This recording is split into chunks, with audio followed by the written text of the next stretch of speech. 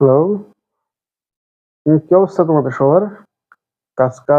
কাজ-টাজ ঠিকমতো করতেছো তো তোমরা? হ্যাঁ, ঠিকমতো কাজ-টাজ করো। সামনে তো তোমাদের ইনক্রিমেন্ট। আ তোমরা চিন্তা করো না, আমি তোমাদেরকে অনেক বেশি দিয়েছি যা তোমরা ভাবতে পারো নাই। আর এগুলা নিয়ে তোমাদের চিন্তা করা লাগবে না। তোমরা জাস্ট তোমাদের কাজগুলো মনোযোগ দিয়ে করো। আর ইনক্রিমেন্ট যখন হাতে পাবা তখন দেখবা কি পরিমাণ ইনক্রিমেন্ট দিয়েছি। তোমরা এতে অনেক খুশি হয়ে যাবা। ঠিক আছে?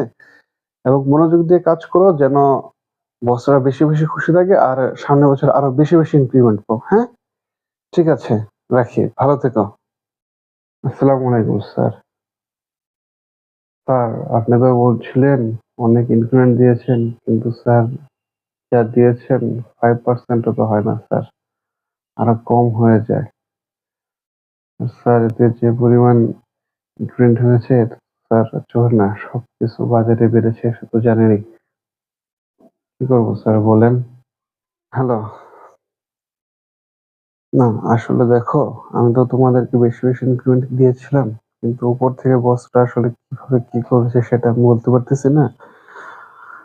এটা নিয়ে মন খারাপ করো না। কাজ করতে থাকো। দেখি সামনের বছর এটা অ্যাডজাস্ট করে দিব বা ঠিকঠাক করে দেওয়ার চেষ্টা করব। মন খারাপ করো না। ঠিক আছে? রাখি, মনোযোগ দিয়ে কাজ করো। বাই।